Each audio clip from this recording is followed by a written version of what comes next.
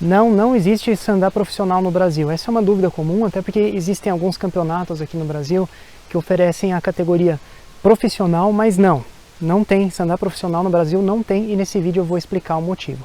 Meu nome é Jerônimo Marana, criador do Sandá Expert, primeiro curso online no Brasil sobre sandá, criado por um medalhista mundial, e um curso onde eu te ensino não a lutar, mas a vencer no sandá. Bom, muita gente aqui no Brasil se refere ao sandá, a dois modelos de sandá, como sendo um profissional e o outro amador.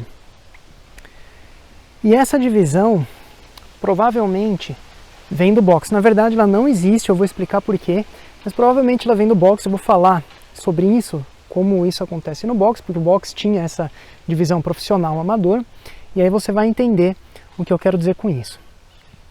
Então, o boxe, quando surgiu, ele surgiu no contexto de lutas de aposta, né? As pessoas apostavam no lutador e aí esses lutadores recebiam uma bolsa para lutar, então eles começaram a se profissionalizar. Isso lá no século XVII ou XVIII, por ali, né, que começaram essas lutas, apostas em bares da Inglaterra. E aí, quando surgiram as Olimpíadas da Era Moderna, lá em 1896, um dos valores do olimpismo era o amadorismo. Você não podia ter atleta profissional nas Olimpíadas, só atleta amador. Isso até as Olimpíadas, os Jogos Olímpicos de 1988 em Seul. Foi a primeira vez que os atletas, foi a partir dali que os atletas profissionais poderiam participar das Olimpíadas.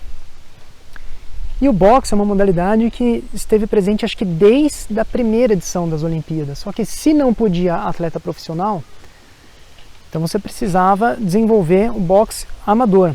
Você não podia ter gente que era paga, que vivia disso, que vivia do esporte. Então precisava desenvolver o boxe amador para poder entrar nos Jogos Olímpicos. Então você tinha lá o boxe profissional, os atletas que eram pagos, e aí você tinha uma associação separada das outras associações de boxe profissional, uma associação separada que cuidava só do boxe amador.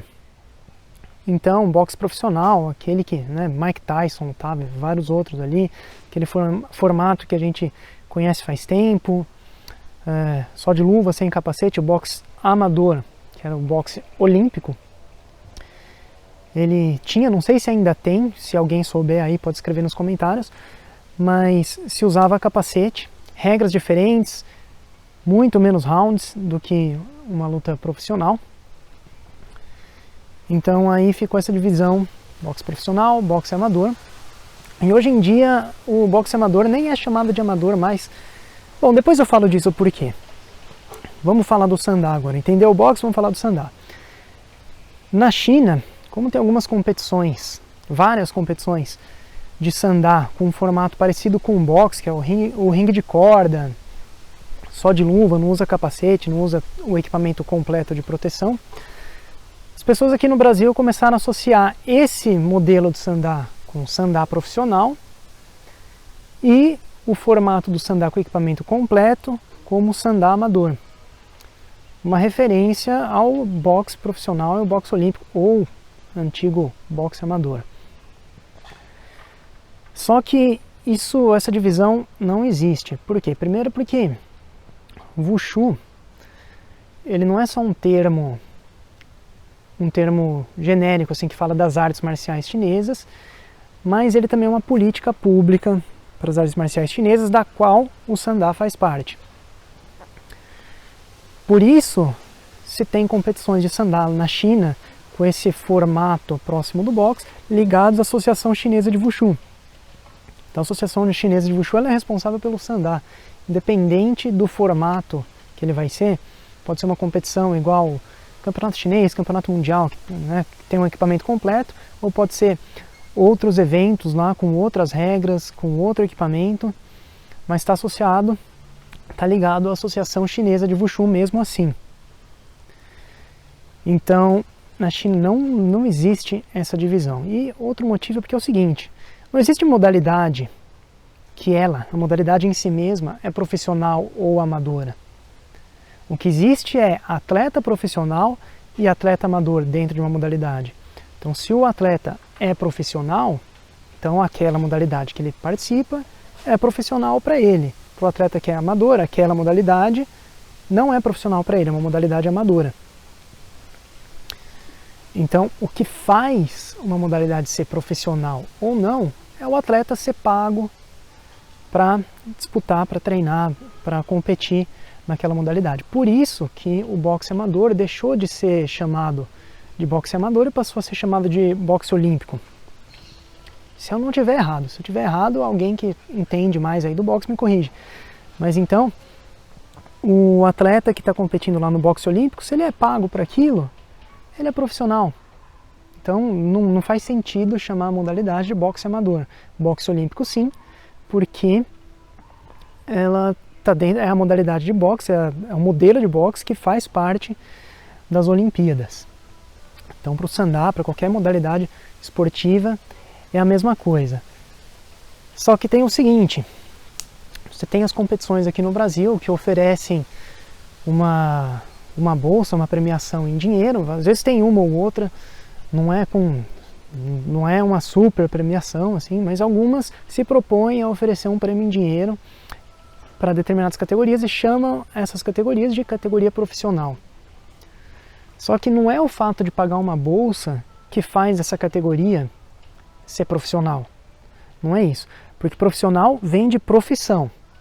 Então não basta só você receber uma bolsa em um campeonato que você vai para que seja profissional. Você precisa receber um salário, seja de um patrocinador, seja do governo.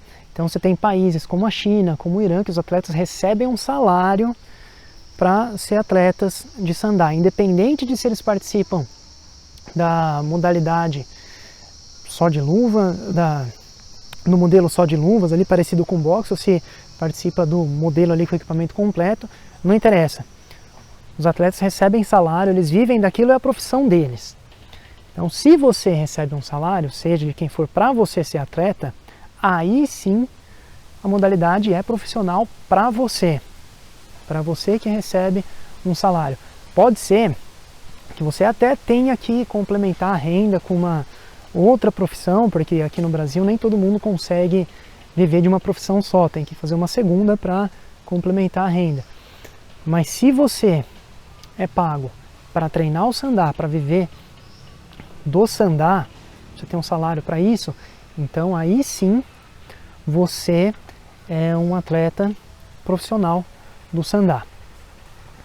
Inclusive até aqui na América, né, no continente americano, teve um período aí que a seleção da Venezuela de sandá era profissional, e naquela época era a melhor seleção do continente. Os atletas eram pagos pelo governo, eles tinham ganhavam uma premiação, se ganhavam o campeonato, eles recebiam uma premiação bem alta. Então aqueles atletas eram profissionais. E tem mais uma coisa, não é o fato da competição dar uma premiação em dinheiro ou não que faz disso profissional também. Por exemplo, no Campeonato Mundial de Sandá, vou falar das Olimpíadas, olha só. As Olimpíadas não tem premiação em dinheiro, mas os atletas que estão lá, grande parte deles são profissionais, outra parte não são profissionais. Mas esses atletas profissionais, eles não precisam de uma premiação em dinheiro da competição, eles recebem muitas vezes a premiação do próprio patrocinador, que é o que acontece com a seleção do Irã, acontecia com a seleção da Venezuela, certamente acontece com os atletas lá da China.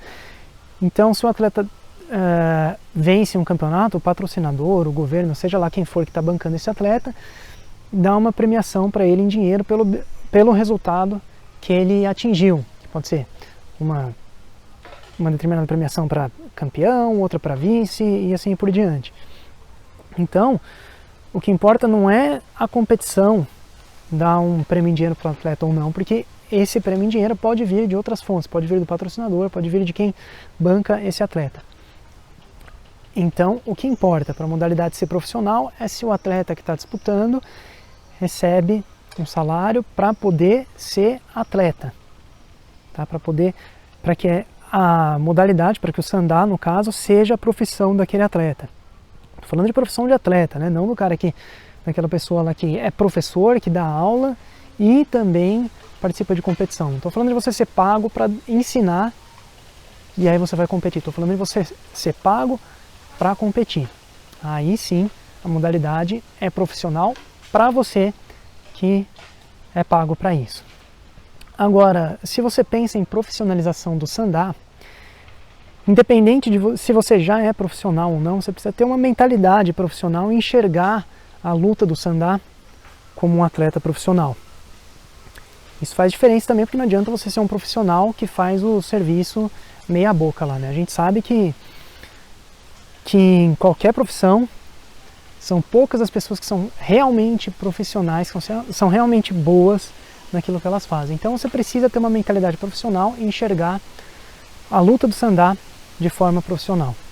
Uma forma que você tem de fazer isso é participando do Sandá Expert. Então lá eu mostro para você uma visão da luta do sandá completamente diferente, mais profunda do que normalmente se vê. Então se você quiser, você pode participar do Sandá Expert e desenvolver essa visão mais profissional de luta. É só acessar universidadedaespada.com/Sandá Expert, o link está aqui embaixo na descrição do vídeo e também passando aqui em cima.